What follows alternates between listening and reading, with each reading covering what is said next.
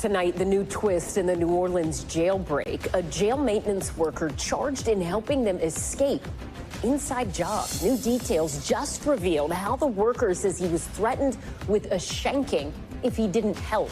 How he turned the water off so they could escape behind the toilet as police hunt for more accomplices. Plus, the fugitives themselves. Another one arrested, 6 more left. New tornado warnings. This one forming in Illinois late today. People sheltering in place in the capital there as storms charged in. This twister tossing debris into the air. And the moment lightning struck this police car, where the storms head next. New Diddy revelations. The mother of his ex-girlfriend taking the stand. Why she says she had to take out a $20,000 loan to pay off the music mogul. And the star rapper set to testify next. Elon Musk's political retreat, why he says he's going to dial back his political spending, and what he revealed to CNBC about that arm gesture that got him in so much trouble. Back in high school, the 24-year-old accused of lying about his age so he could attend high school. Why did he do it? Drone to the rescue. The fisherman who jumped into action to save a drowning girl using his drone to deliver a flotation device to get her to safety. He tells us how he did it. Plus, breaking late today, the major move from the FAA, cutting the number of flights going in and out of Newark. Will it work to stop the chaos there? Top Story starts right now.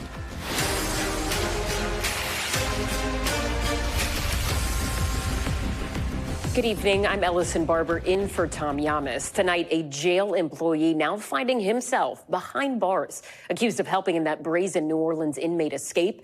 And right now, several of those men, all said to be incredibly dangerous, remain on the loose.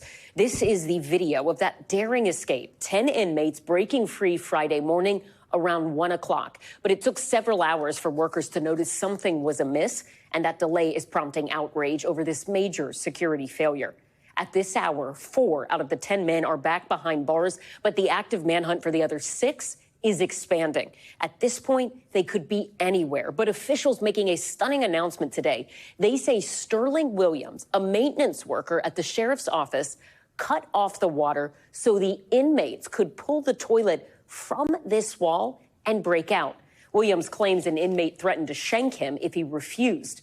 Plus, new video just in that is believed to show the moment police captured one of the inmates. Officers swarming this home in New Orleans, taking one of the men back into custody. The charges these men face range from first-degree murder to armed robbery and drug offenses.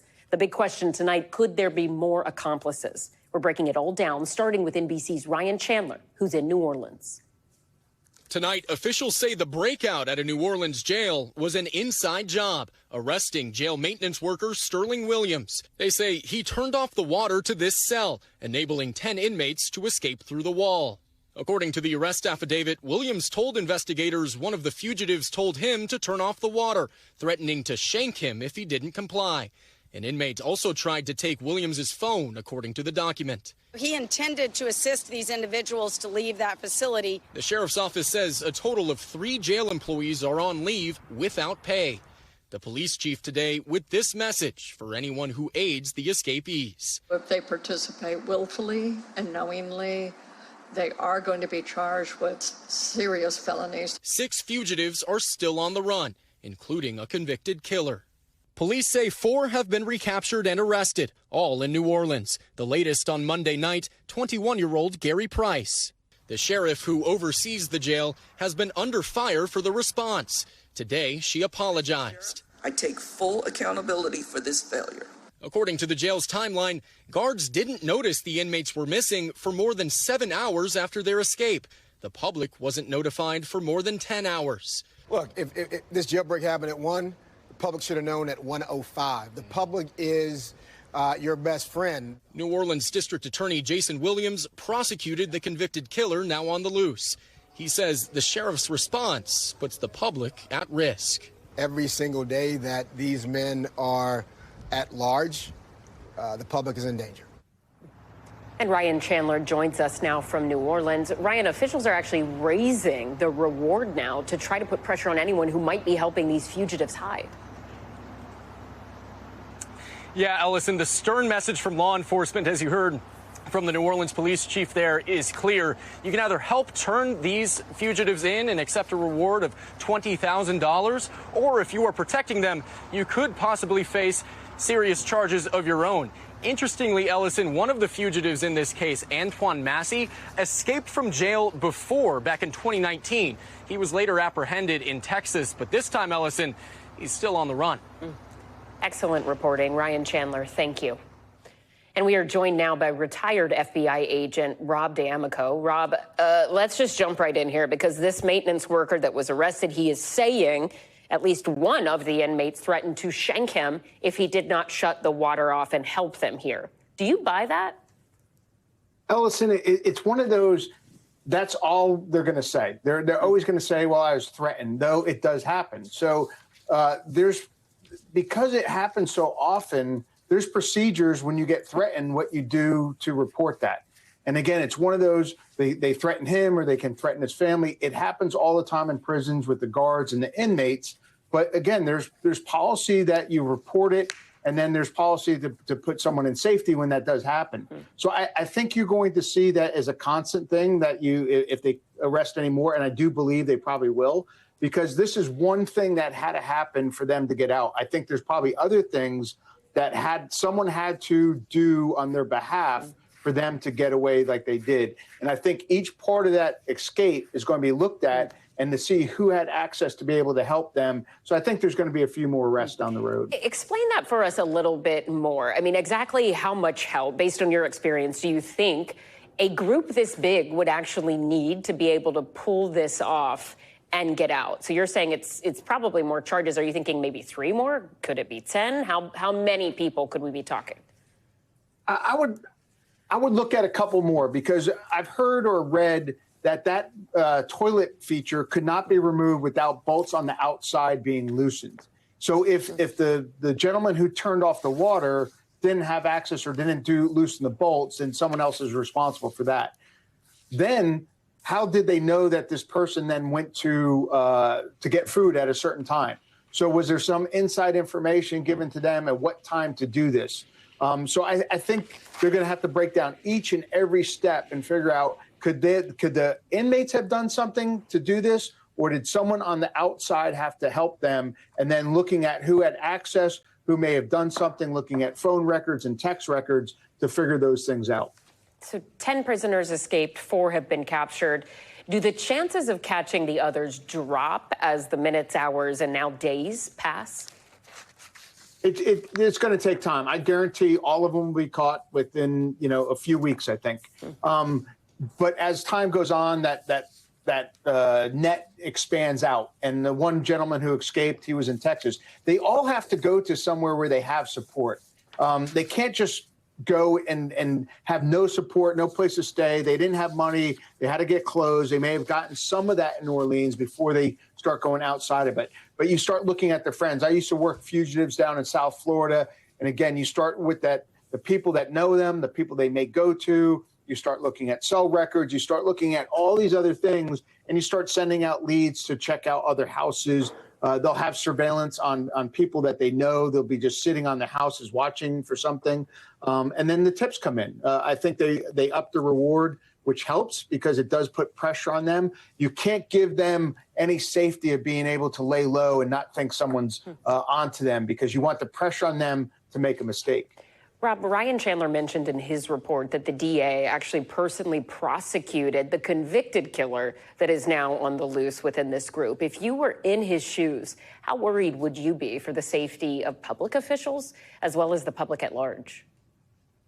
Well, there's always a safety concern when you do that, even if you say that the convicted murderer was in a gang.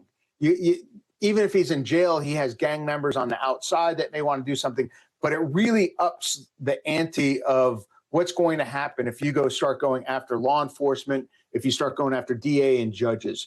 It gets to be much more significant. So I'm sure there's police protection around the DA right now. Anytime you deal with this, you kind of get those threats. But there are some tentative rules in there because it's so serious when you're looking at it. If you go after someone and do something, the ramifications later on. So I think they know there's a threat, but I don't think they're as worried as some folks would be. All right. Rob D'Amico, thank you so much. We appreciate your time and insights. Thank you. Also breaking late tonight, the FAA issuing an order to drastically reduce flight arrivals and departures from Newark Airport. These temporary restrictions designed to help stop major disruptions to flights at that airport. NBC News correspondent Sam Brock joins us now on set. Sam, walk us through this. What exactly is the FAA doing, and what do travelers need to know? So what they're doing, first of all, Allison, good to be with you, is that they are formally reducing the volume in and out of Newark Airport, at least through the end of October. So you're talking about 5+ months. I don't know if you've noticed or not, it's been a little chaotic at Newark. So let's fast forward to April for a second, starting with these outages that have cropped up. The issue was prior to that, you were seeing 40+ arriving flights and departing flights per hour. This is now going to be dropped down to 28 flights arriving and departing per hour. That's about a 30% drop. That's through June 15th. And Allison, it's worth noting that there is runway construction that's going on at the same time at Newark. So that's part of why they're trying to balance the volume here from June 15th to the end of October. That climbs back up to 34 arriving flights and 34 departing flights per hour, capped. There could be some adjustments along the way, the FAA says, as they see how this plan comes to fruition. I will point you, though, to the statement from the FAA officially. As you mentioned, the travelers aspect of all this and all the frustration out there. They say, and I quote, "Our goal is to relieve the substantial inconvenience to the traveling public from excessive flight delays." So there's acknowledgement there due to construction, staffing challenges, and recent equipment issues, which magnify as they spread through the national airspace system. Also worth noting, that does not address the infrastructure problems which have led to some of these outages in the first place. Okay, so we're looking at 5 months of them working on this, but potentially there's going to be more information, more improvements coming down the line. They sure do. The infrastructure things that we're talking about right now, high-speed bandwidth connections that would basically be from New York to the Philadelphia Tracon area. So that's one thing. They're doing 3 of those, replacing copper telecommunications with fiber optic. You recall Chuck Schumer, the New York senator, said, I'm not joking, in 2025, they're using copper cables. Wow. How could that be? And then increasing controller staffing as well. Of course, that's a work in progress. Will take place over the course of years, but at least in the short term, some of those that had to leave, ATC workers, because of the traumatization of what happened in Newark, should be returning by the fall. All right. Sam Brock, thank you. Thanks, we appreciate Allison. it. New dangerous weather is on the way tonight for parts of the country already hard hit by deadly tornadoes. At least 28 deaths reported from more than 50 twisters since Friday.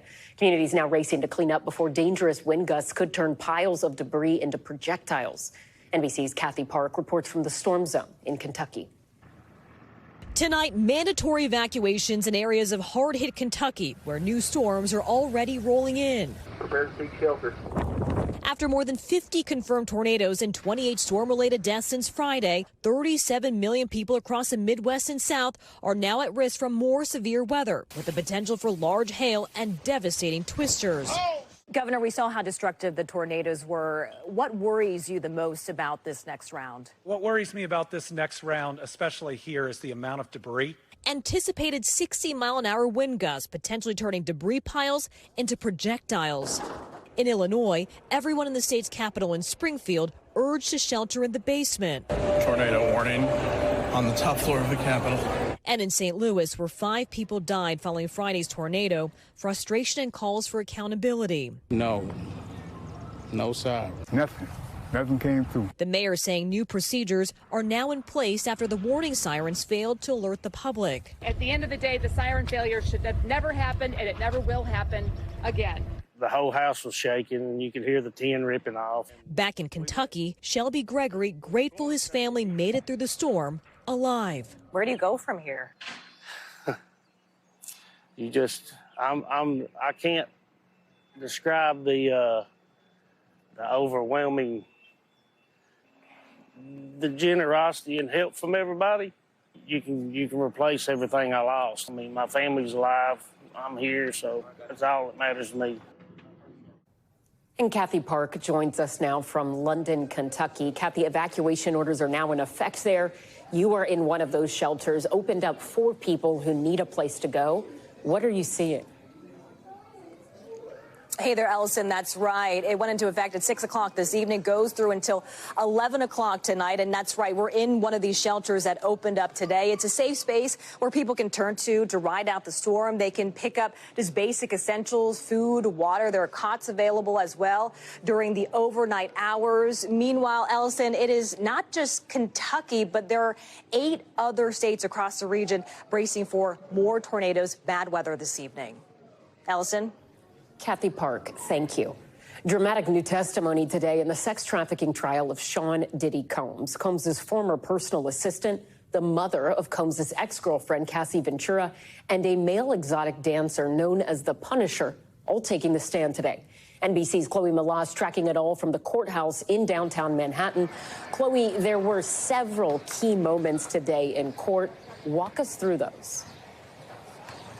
Sure. So I'll walk you through the highlights, Ellison. Let's start first with Combs' former personal assistant, David James. Now, he worked for Combs for 2 years, and it was illuminating to hear him talk about this toxic environment, but very grueling. At times, he did admit that it was fun, but he talked about procuring drugs for Combs, like ecstasy, getting those hotel rooms ready for freak-offs, and that at one point, Combs actually had him go with him in an Escalade to look for a very famous music executive by the name of Suge Knight, who was a well-known rival of Combs, and that while they were in the car, he turned around and he saw 3 handguns on Combs' lap. He said that they actually never found Suge Knight, but what he did say is that incident, Ellison, made him scared for his life, and he actually quit shortly thereafter. And like you said, we also heard from Cassie Ventura's mother, who talked about taking photos of her daughter when she was covered in bruises when she came home for the Christmas holidays in 2011, and that she wanted to memorialize those, and they showed some of those today. And Chloe, rapper Kid Cudi, who's been mentioned already in this trial, he had a brief relationship with Cassie Ventura in 2011. He is set to testify this week. What are we expecting to hear from him on the stand? Yeah, it's going to be really interesting. I mean, he's one of the big name celebrities that is going to be testifying in this trial. And he claims that at one point, Combs actually blew up his car. Luckily, he wasn't hurt. Nobody else was. Combs denies this, that this was over jealousy because he was dating, like you said, Cassie Ventura. And we could see him take the stand as early as tomorrow afternoon. Chloe Malas, thank you. And joining us now is Kristen Fedden. She's an NBC legal analyst and former sex crimes prosecutor, known for her work in high-profile cases like Bill Cosby. Kristen, thank you so much for joining Top Story tonight. So in addition to what Chloe reported there, Cassie Ventura's mother testified that Combs demanded $20,000 in exchange for sex tapes with Ventura on them. Is that the kind of smoking gun moment, if you will, that prosecutors were hoping for? Yeah, it's one probably of many, particularly when you say that Kid Cudi is going to be testifying tomorrow. What you really see is the prosecution kind of outlining going from that personal trauma where you're dealing with Cassie Ventura, the tears, the emotional element. They're going over to the systemic control now. And that is really the infrastructure that is necessary to support the enterprise charge, to support the sex trafficking, to support the elements of the coercion and show that this was not about consent, but rather this was about force. And here's how the manipulation unfolded. So you talked about, and I like the way you phrased it, the idea of them moving to establishing systemic control, because a lot of people were wondering off the top, and we heard the defense argue this. If they said, look, the prosecution is going to tell you he's a bad guy. He did do a lot of these things. He's a domestic abuser, not a great guy, but they have to prove these specific charges, and he's not charged with domestic violence here, not charged with being a bad person. When you think about where the prosecution is right now and how they have built their case, do you think they have made it clear enough to the jury thus far that Combs orchestrated these freak-offs and that he was a puppet master in order to make those sex trafficking charges really stick? Do you think we'll see more of that in the days ahead?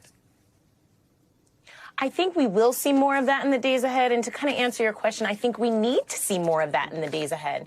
Why? Well, the prosecution has done a fantastic job, again, putting down those layers. They went from Cassie's testimony to the former assistant who's able to establish that enterprise, right? How there was a setup of these hotel rooms. There's weapons, there's drugs, there's baby oil, there's you know, and then you put that with the surveillance footage, you see the coercion. But again, the assistant alone and Cassie's testimony alone, and even Cassie's mom's testimony alone, is not going to be enough to show that direct knowledge and criminal intent that is necessary to show that Diddy was really the head of this enterprise. And again, I think that the assistant's testimony was great. He outlined the hierarchy. He talked about how this was Combs's kingdom. And so again, the prosecution is on their way, but I think they just need a little bit additional element to bridge that gap so that they can get their way to that conviction. So a federal agent also testified today that some guns seized from Combs by federal agents in Miami during one of their raids on his homes, that they had serial numbers scratched off, which would make it more difficult for authorities to trace a weapons history. What do you make of that information? Is that helping to move towards proving a broader conspiracy, in your opinion? Absolutely. And the reason that it's showing that broader conspiracy and that broader pattern, right, is because of the testimony both from Cassie as well as testimony today, where they're utilizing those weapons not only to coerce, not only to show that there was that coercive and induced sexual acts, but also to show that Puff Daddy or Diddy was capable of these acts. They show it through that surveillance, which I know didn't have any weapons. But again, when you couple that with the testimony regarding utilizing those weapons to go and find Suge Knight to engage in some type of aggressive or potentially violent episode, it really paints the picture. And then when you see that his staff assisted him, not only with the concealing of the weapons, but then to take him to Suge Knight, you throw all of that together and you see that this was a broader enterprise which supports that RICO charge. Talk to me about what you make of the defense's strategy here, because they did not seem to push back as much today. They limited their cross-examination. And in the case of Cassie's mother, they declined to ask any questions. Do you think that's an effective strategy?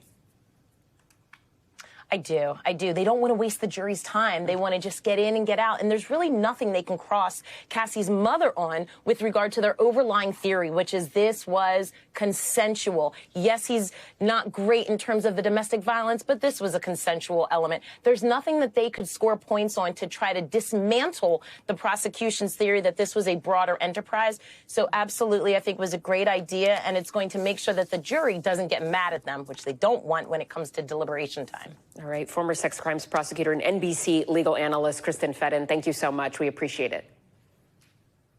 And we are back in a moment with the fiery cross-examination in the Karen Reed retrial. Did a key technology expert lie about his credentials? And will his testimony be thrown out? Plus, daring drone rescue, the young girls being sucked out to sea, how a fisherman used the drone to drop life-saving aid. He speaks out to Top Story. Welcome back. In Massachusetts today, the defense team in the Karen Reed murder retrial taking aim at one of the prosecution's key experts and his analysis of new evidence in the case.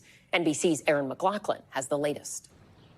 Tonight, Karen Reed and her attorneys taking aim at a key witness for the prosecution in her murder retrial. Incredible, or uncredible, I'm not sure what the word is. Using new data he says was overlooked in the first trial, digital forensic analyst Shannon Burgess putting forth a new timeline of the night Reed's boyfriend, Boston police officer John O'Keefe, died in 2022. In his testimony, analyzing the computer from Reed's Lexus SUV and cross-referencing it with data from O'Keefe's iPhone. Since we've got that shared event between the two devices, we can reconcile any type of clock variance. After calibrating the clocks on both devices, Burgess says he identified a three-point turn, a backing up maneuver, and a potential collision just seconds after O'Keefe's phone was used for the last time. But the defense alleging Burgess mischaracterized the data.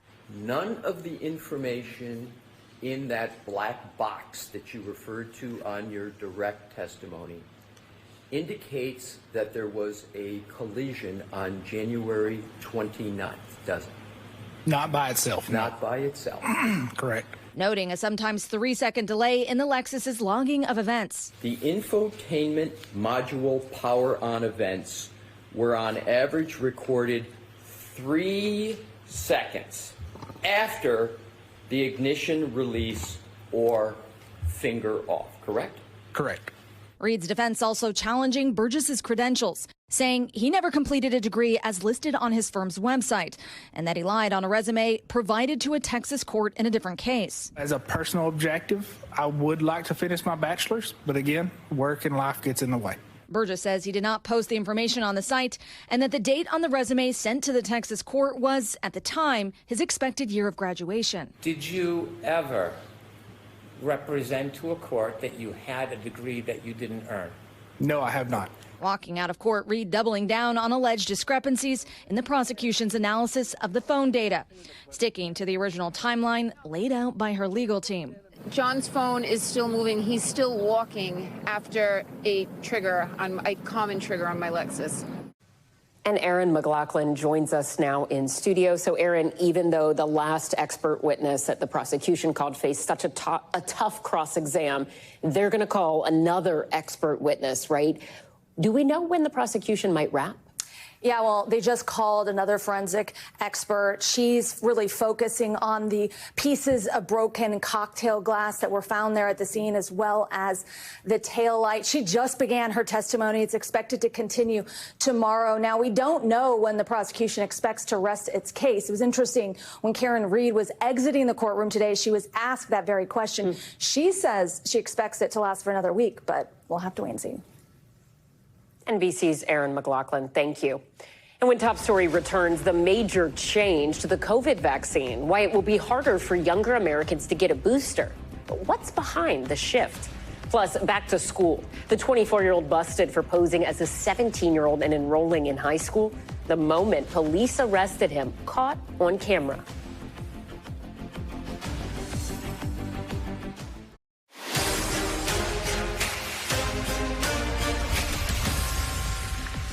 And we're back now with Top Story's news feed. At least 2 people, including a child, were injured this afternoon when a car crashed into a Chicago daycare. You can see the car wedged into the front of the building. Officials say both people were transported to nearby hospitals.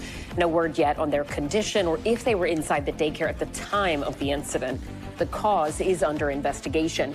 This is the 3rd incident of a car crashing into an Illinois child care facility in the past month. A 24-year-old man arrested in Ohio accused of posing as a high school student, even joining the swim and soccer teams. Police say Anthony Emmanuel Labrador Sierra was arrested on charges of felony forgery after his legal guardians and school discovered he was not a minor. Police say he had used fraudulent documents to enroll in the school. He has denied the allegations and says the birth certificate that indicates he is 17 years old is the accurate one. And Southwest Airlines implementing a new policy that will affect how you charge your phone in flight. The airline now requiring passengers keep all portable chargers in plain sight while using them, following growing concerns over lithium battery fires. There have already been 19 incidents involving these batteries on planes this year, following last year's record high of 89, according to the FAA. The policy itself goes into effect May 28th. Some NFL stars one step closer to Olympic gold. League owners voting today to allow players to participate in flag football during the 2028 Olympics in Los Angeles. The sport will make its primetime debut at the Games with 6 men's teams and 6 women's teams with 10 players per team. Each national team would be permitted to select 1 player per NFL roster, and each team's designated international player will also be allowed to participate for their country. Players will still need to try out in order to qualify.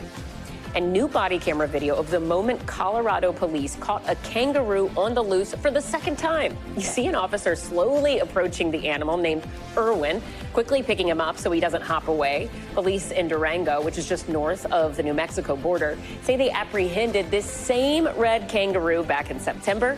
They say he has grown since their last encounter. Irwin was detained and returned to his owner. Turns out it is legal to have a pet red kangaroo in Durango as long as owners follow local and federal guidelines.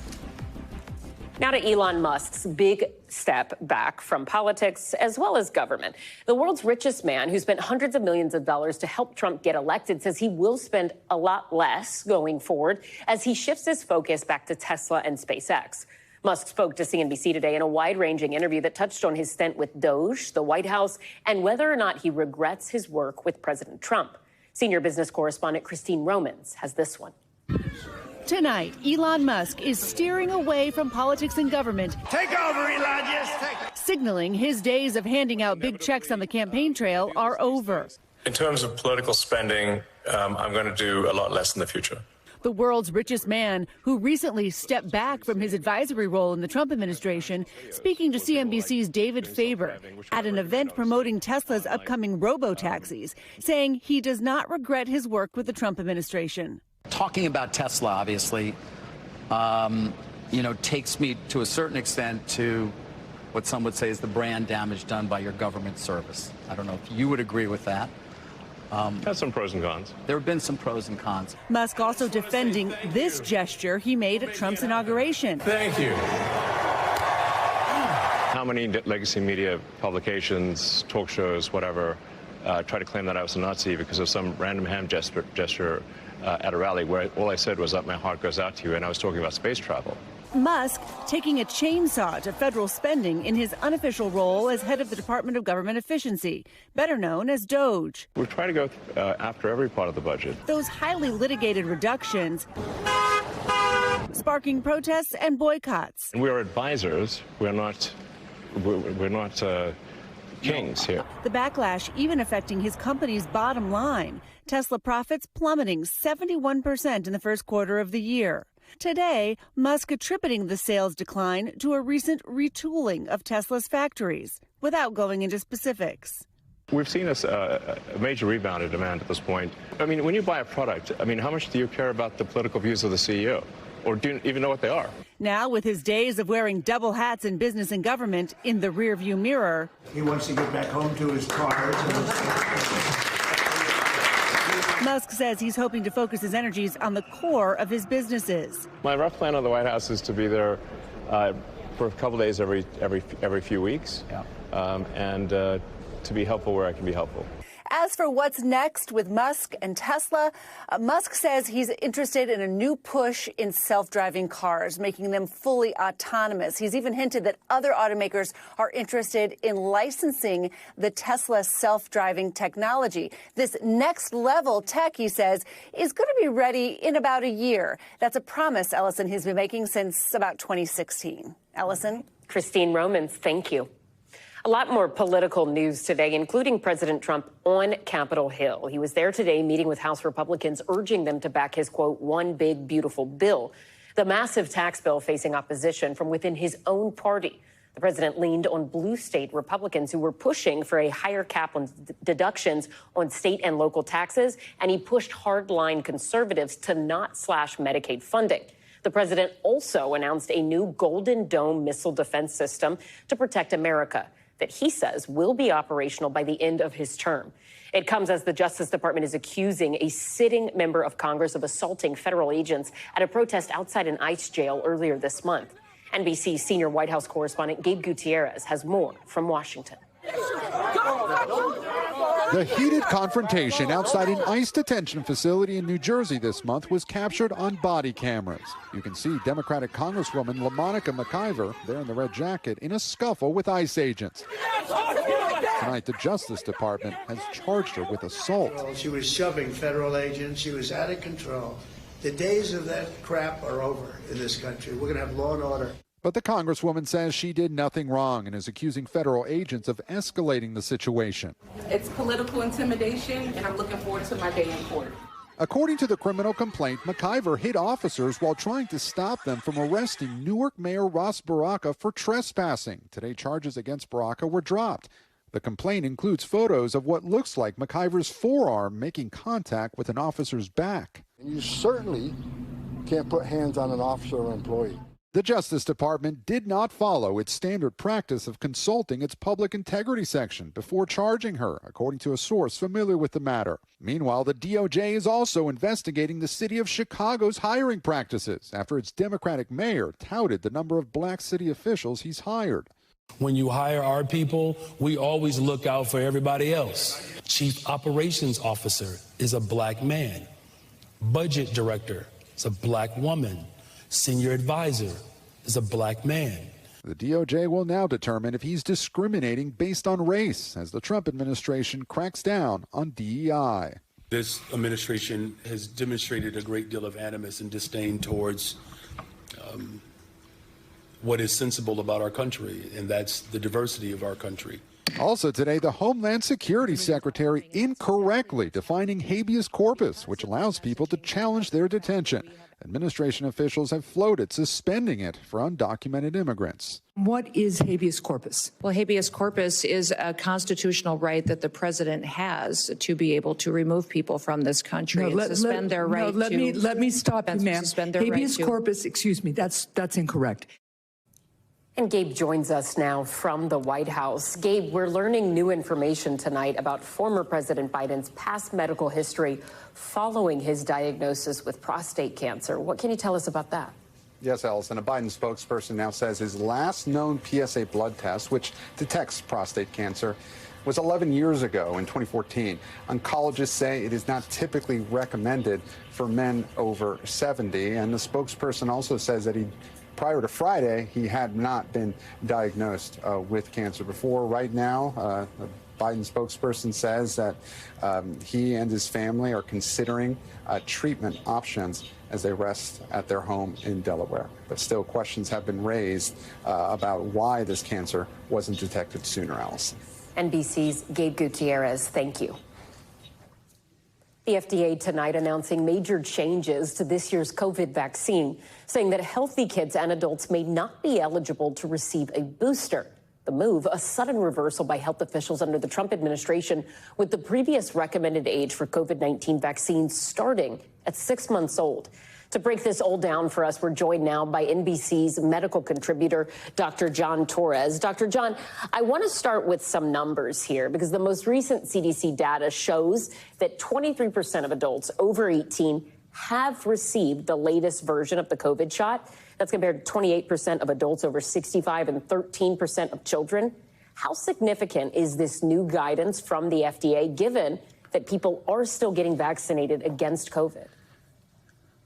And Ellison, I think this is a huge change, and this is very significant for a couple reasons. Number one, you notice there the amount of people that have not been boosted because with the new COVID, strains that are coming out. And that's important because these strains do change from year to year. Think of it like the flu itself, which also changes as well, but changes much faster than COVID. And so it's one of those things we definitely need to keep on top of. On top of that, also are people who have not been vaccinated at all with COVID, and not something they're really addressing. The 65 and above, and those with medical conditions, they're talking about vaccinating. They're mainly talking about giving them booster shots. But the thing they don't talk about is those that have not been vaccinated. Will they be eligible for vaccines if they're below the age of 65 and healthy, which is important because we know COVID from the pandemic on to now can be deadly, can put you in the hospital, can cause long-term issues. And so getting that initial vaccine is important, and getting boosters at regular intervals is also important, Ellison. And Dr. John, in the past, the FDA would typically get recommendations from the FDA Advisory Committee, right? A bunch of experts to help make a decision like this, but that was not done in this case. Do we know why? And that was not done in this case, and that's something that a lot of experts are scratching their head. If you go back to the pandemic, that's the first time most of us heard about this VRBPAC. It's the Vaccines and Related Biological Products Advisory Committee. It's an independent committee of experts from across the country that look at the vaccines and say, here are the recommendations for, number one, what we think needs to be in a vaccine, but also, number two, who should be getting those vaccines, at what age they should be getting them. And then that's followed up with ACIP, which is an Advisory Committee on Immunization Practices, who then say, okay, we're going to recommend it for these age groups. The FDA and the CDC take that information. They almost always use it, but not always. They're not bound by it, but they certainly look at these outside independent experts who have no sway under the HHS and aren't answering to them in any way. And that's important because they can make those decisions independently and the best decisions and put forward those recommendations. In this case, they stopped using them for these recommendations for COVID. Nobody can quite figure out why they're doing that. They're making these decisions in-house themselves, which brings up questions of, are they having undue influence from those above them to make these decisions? We simply don't know, but we're not getting that outside expert advice. So, Dr. John, the FDA also announced that they are changing the requirements for COVID vaccine clinical trials. Can you walk us through that? Because is this something where these new trials are in some way more comprehensive than what we saw with the first vaccine rollout back in 2020, or is it something else? You know, it sort of relates to those first vaccine trials that came out early. If you remember those first vaccine trials that came out early, 30, 40, 50,000 people were involved in those trials, and a lot of them were placebo-based trials. In other words, people either got the vaccine or a placebo to see how it would work. And now they're saying, okay, now we need to make sure that when we change these strains a little bit, that we need to do that again, meaning that if they change a strain every year, they need to go through these placebo-based trials again, which is really not something we've looked at in the past. If you look at flu, every year the flu strain changes, but we don't require these clinical trials because we know the flu, we know the reactions that can happen with the flu and the benefits we can get from it. It's the same with COVID. And some manufacturers and experts are arguing, you know, if you look at the COVID vaccine, billions and billions of people have gotten that COVID vaccine. It is the largest human trial we've ever had for a vaccine, yet the FDA is saying, okay, we want one more step in this trial process, which a lot of experts are saying doesn't really make sense.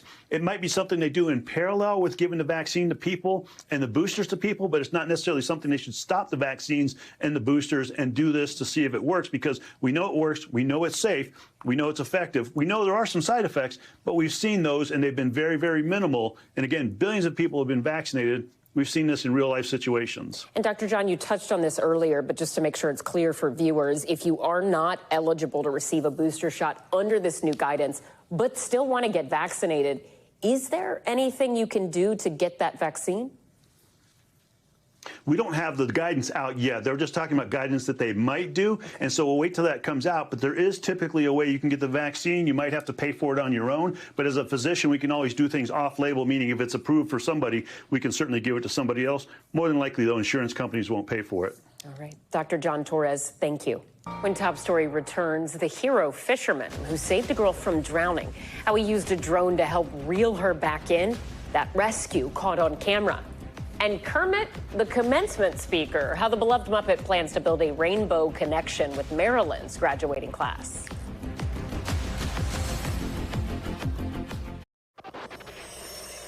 In tonight's Top Stories Global Watch, the first planes carrying migrants who voluntarily deported themselves from the U.S. landing in Colombia and Honduras. The government-funded flights carrying 68 people who are part of the Department of Homeland Security's self-deport program. The Trump administration offering participants $1,000 travel assistance and the offer to one day be allowed to apply for legal entry. A long-lost bust of The Doors frontman Jim Morrison found after being missing for 37 years. The sculpture of the singer and songwriter was stolen from the Paris cemetery where he's buried back in 1988. France's Financial and Anti-Corruption Brigade says they found the sculpture in an unrelated search on Friday. The bust was crafted in 1981 to commemorate the 10th anniversary of Morrison's death. And a drug-smuggling cat in Costa Rica captured while trying to sneak into a maximum security prison. Prison officers capturing the cat while it was climbing over a penitentiary's fence northeast of San Jose. Police say they cut off 2 packages of marijuana and heroin that was attached to the cat's fur and then ultimately handed the cat over to the National Animal Health Service. A fisherman and his drone saving the day in Florida after a teenage girl got swept up in a riptide. How he got her to safety without stepping foot in the water. NBC's George Solis has the amazing video and story for us. A high-flying dramatic rescue on a Florida beach caught on camera. Take a look. That's a drone carrying a flotation device. Watch as it delivers it precisely to a teenage girl in trouble. I was just hanging out, and then someone started screaming. That's Andrew Smith, a shark fisherman and pilot of the drone who was at the Pensacola beach by chance, reluctantly returning after a day's work at the request of a buddy. He was like, man, let's go fishing. I was exhausted from work, and I was like, oh, I guess we'll go. Andrew, thinking on the fly, attaching a flotation device to his drone, flying it out to the teen, who officials say had been caught up in a rip current during a red flag warning and had been fighting, by Smith's estimate, some 5 minutes at that point.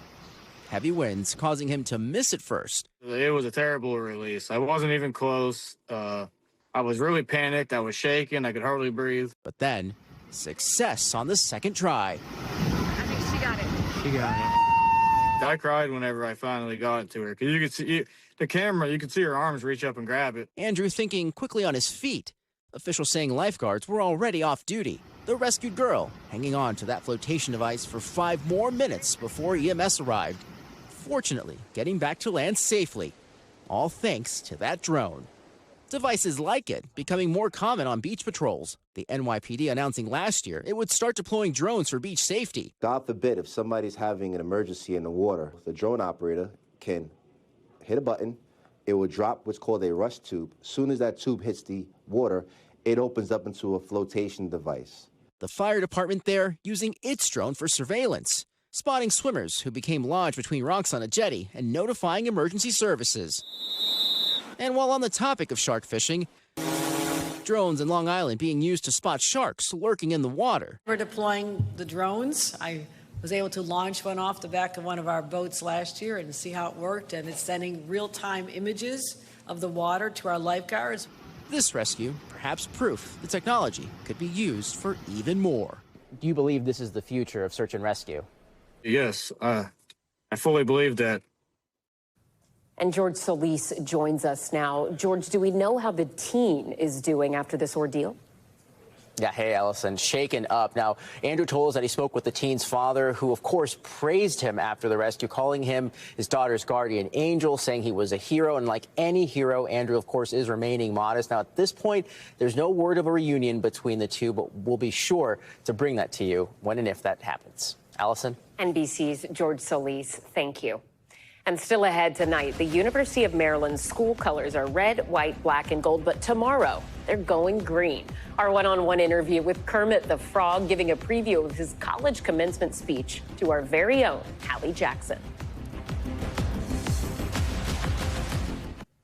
Finally tonight, it ain't easy being green. Kermit the Frog is set to give his first commencement speech in 30 years. Kermit preparing to speak to the University of Maryland graduates and share a positive message as they leap into the world. NBC's Hallie Jackson spoke to the world's most famous amphibian and has this report.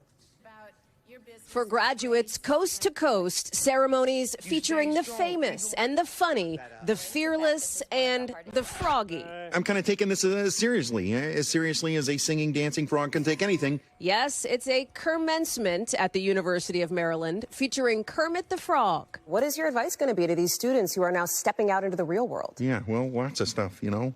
Taking the leap into opportunity and making connections in our world today. I mean, those are just a few of the things that I have learned in my own journey to follow in my dreams. Maryland knows the Muppets. Their creator, Jim Henson, earned his degree here in 1960. Oh, there's a statue of Jim and me on campus. Have you seen that? Yeah, I've seen it. Have you? Yeah. It's really great. What do you think of it? Oh, it's really perfect likeness of Jim. A little work on me, but it's pretty good. It'll be Kermit's first address to graduates in 30 years, and the students now seem ready for their big moment and his. Welcome back to Maryland. After all, Kermit knows it's not easy being green or a grown-up, even for those who have grown up with him. No, I don't think we are ever really all grown up, you know? Maybe we're at our best when we allow ourselves to continue to grow and learn something new every day. And that's kind of like a childlike thing, don't you think? I kind of hope these graduates keep that sophisticated childlike sense of curiosity and imagination and innovation as they travel down their paths. You still have that, right? I do, yeah. Do you? Oh, yeah. All right. Because none of us ever really graduates from that sense of wonder and connection, rainbow or otherwise. Hallie Jackson, NBC News, College Park. And thanks so much for watching Top Story. I'm Ellison Barber in New York for Tom Llamas. Stay right there. More news is on the way.